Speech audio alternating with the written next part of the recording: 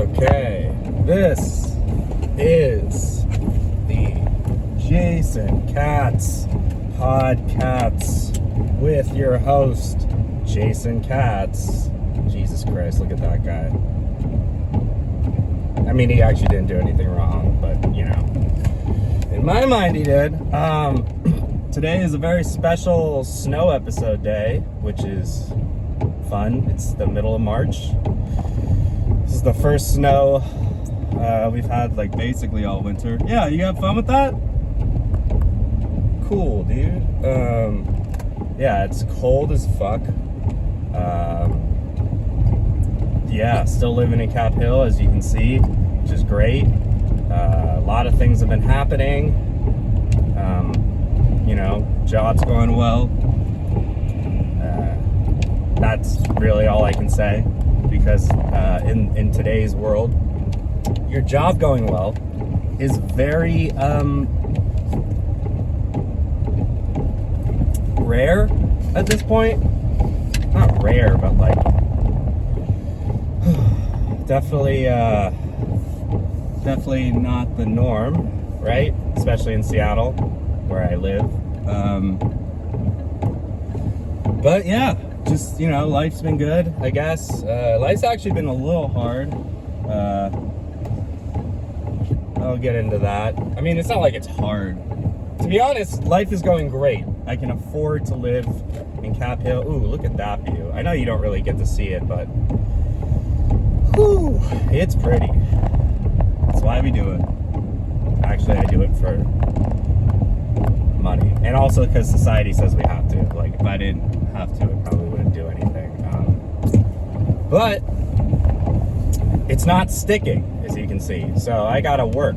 And that's kind of the shitty part about being like an adult. Is that even with the pretty snow, you have to go to work. One thing that I think is important as a modern day comedian, right, like, is the like, you have to watch yourself a lot. Like, a lot of comedians that you love from like the 90s and stuff, like, they didn't have to like if they did watch themselves, it was on like a taped video recorder with a tape player. Most of the times they just recorded themselves like with audio, and they would listen to it back, which is cool. But now with smartphones and shit, I just, you know, I'm gonna film some shit, right? Like, right? Like, I've been pretty good at like filming myself and watching it like either the same day or within a week, and I've never really been too bad at like, I've never been bad at like letting it build up. I've always been pretty good at like watching it, and if I do let it build up, it's like maybe a week. But like since like mid-December, I have been kind of falling off on that, and now I've got to watch like January. Like, I've watched the end of December 2025, and I've watched like most of January, and so I got to finish January and do February and watch whatever I did in March, and then make editing notes, right? Like, timestamp it, and then like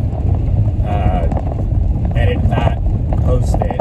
I feel like what's gonna happen is I'm gonna post like a billion things and then like not post again until like the summer, which is not good. That is not how you build content.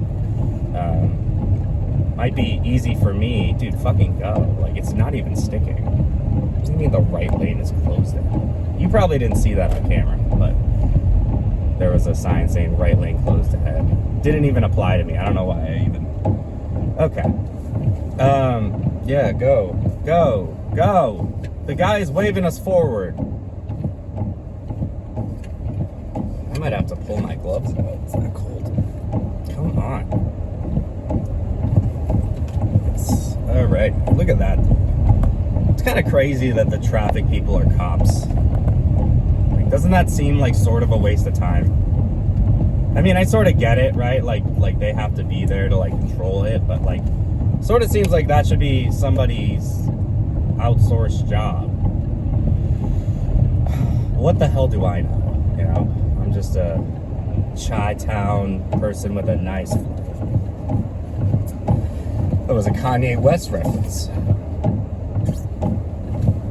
But yeah, comedy's going okay, I guess. It's kind of in hobby mode.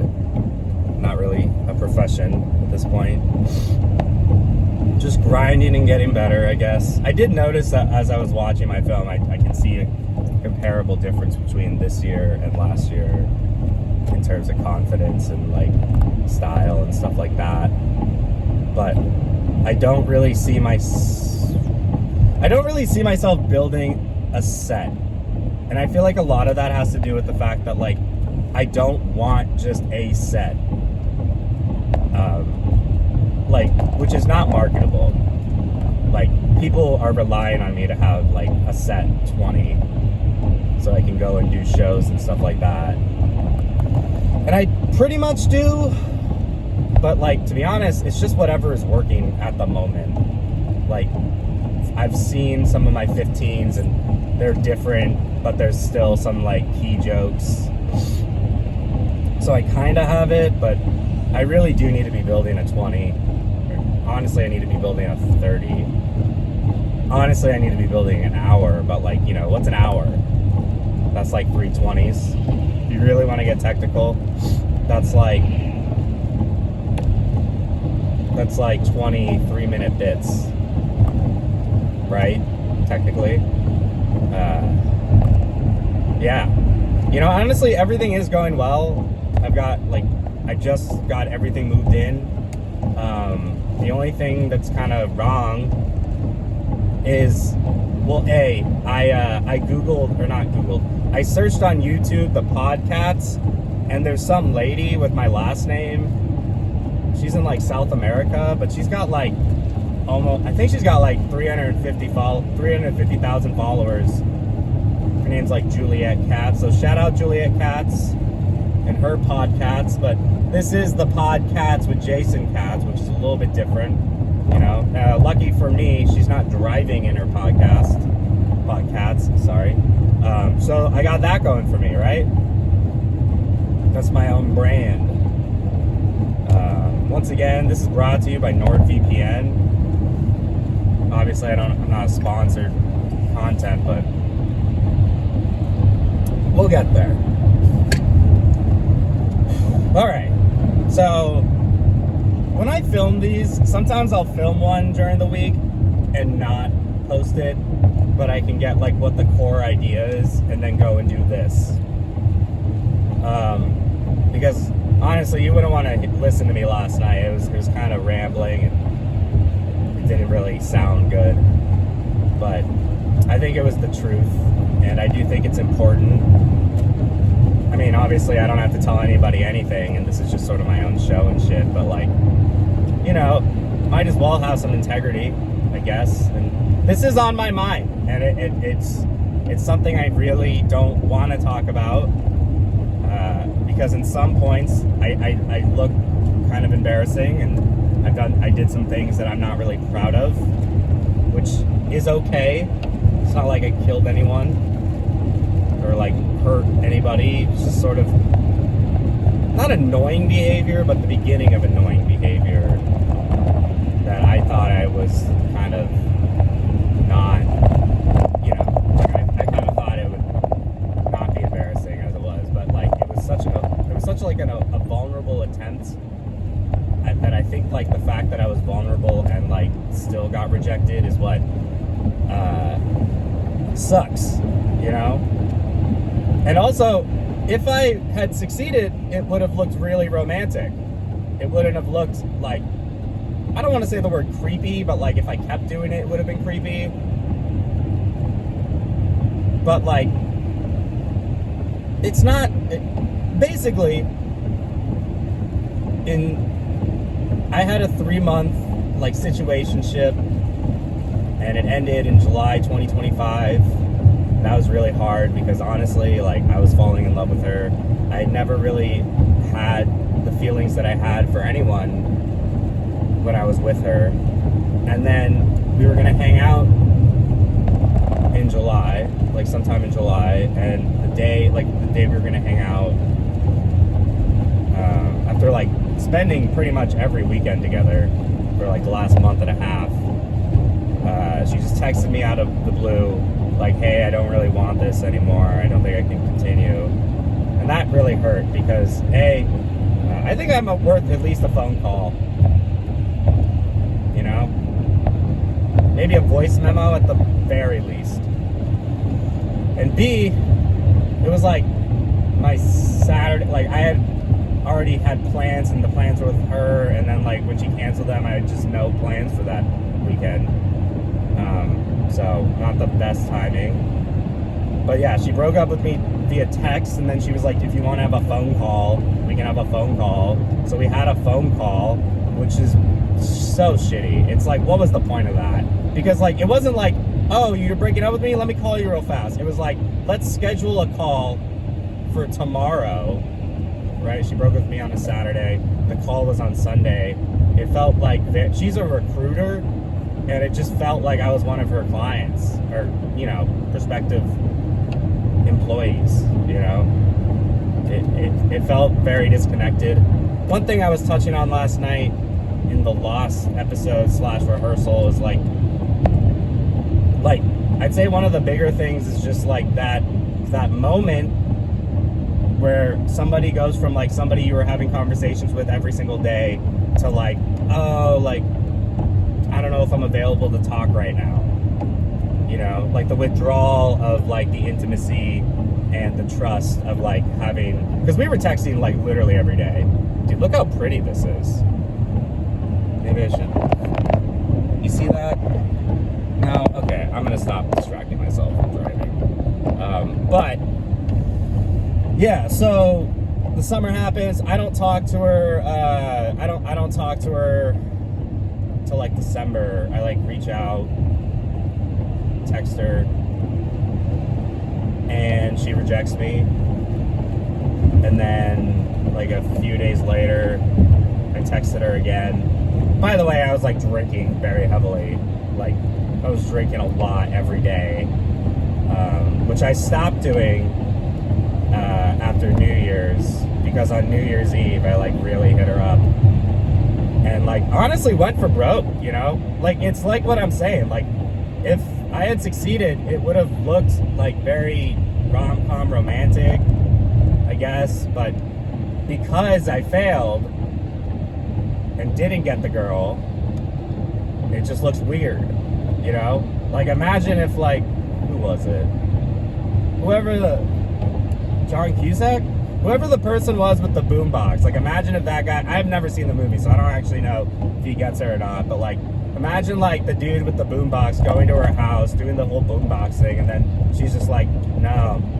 And this was another thing. It's just like when she broke up with me in July, like she didn't even want to be friends, you know? Like she wanted like nothing to do with me. And I was like, where did this come from? And she was like, no, there's nothing you did. There's nothing I can point to and say you did. It's just, I don't know if I want you in my life, is basically what she said. She almost said that verbatim. That was very hurtful. And I think at this point, like 6 or 7 months later, it's kind of my fault for not moving on. Because I don't know how to move on from this, to be perfectly honest. It's affecting dating people now because I don't want to date them. I want to date her. You know, I compare them to her. None of that is healthy. None of that's good. What else? Oh, this is the key part. This is why it's so relevant. So I moved to Capitol Hill, and I'm starting to realize that subconsciously I kind of did it to be near her. And that's also not cool because like I should be here for me. You know, this is my fresh start. But like if I tell myself like I didn't move here for her, I know deep down that I'm lying. And that sucks. Because that's kind of crazy behavior. And like we live like less than a mile from each other. Technically we live on the same street. I mean it's a big street, so, and I'm not gonna do anything. Like, you know, there's gonna be no romantic gestures because I already tried that. But do I want to run into her? Yeah. Do I want to talk to her? Yeah. Do I want to get her back? Yes. honestly, actually, I don't know. I want to get her back in theory, but like I feel like once I know myself, and once I get there, there's going to be a lot of resentment and being like, what the fuck, why'd you do that? And like, it's not going to feel the same. I know it's not going to feel the same, but like there is also that part of me that's just like, I want her, but like, did I over romanticize everything? I don't think so. I don't think so. Maybe she thinks that, but like, if you were to look at it on paper, if you were to experience it, you the listener, if you were to date this chick for 3 months and do exactly what we did, it checks all the boxes of what one or like two people do when they start like getting into a relationship. You know, like we were spending the night at each other's places like every weekend, and like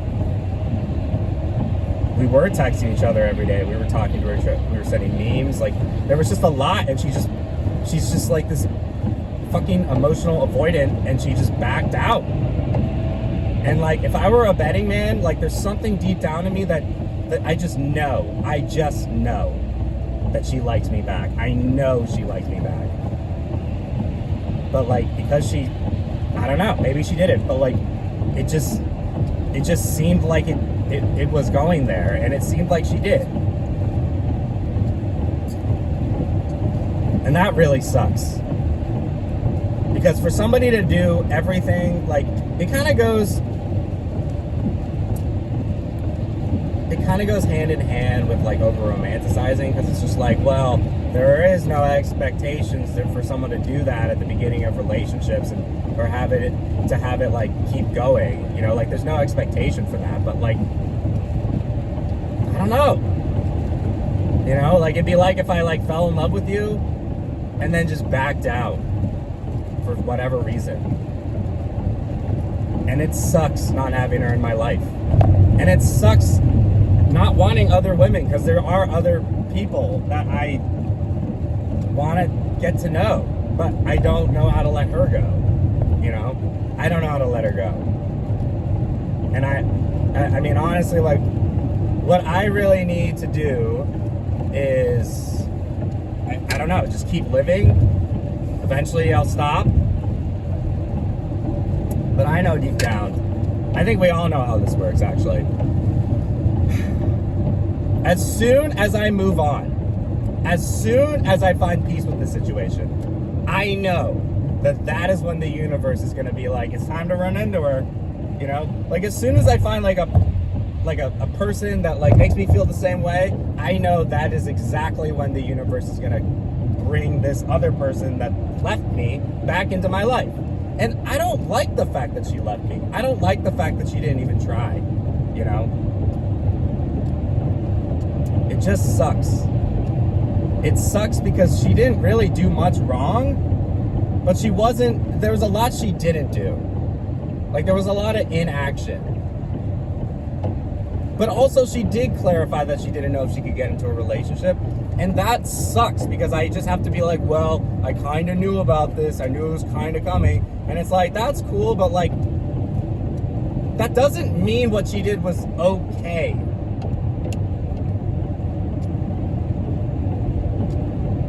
Yeah. I mean, like, it's not like she did anything wrong, but like, I don't know if what she did was like cool.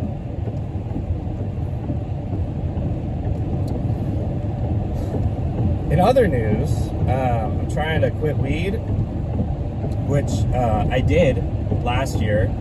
I actually didn't smoke weed from March 17th, I looked this up, until whenever she broke up with me in July, or maybe it was like a few weeks after July. Either way, my 1 year anniversary of no smoking cigarettes is March 17th, which is great. I did a year, and I didn't think I would do a year. I just also thought that weed would be in this year anniversary, but you know, you can start again. That's kind of the cool thing about life. A lot of people are like, I've lived 1,000 lives, and it's just, I used to be like, what are you talking about? But I do feel like I have lived a bunch of different lives, you know? So, yeah, this is kind of a short one, I guess. I'm driving to my work destinations right now. I want a raise. I don't really know how to ask for a raise. Anything else happened this week? I bought a couch. That was nice. Couches are cool. Couches are nice.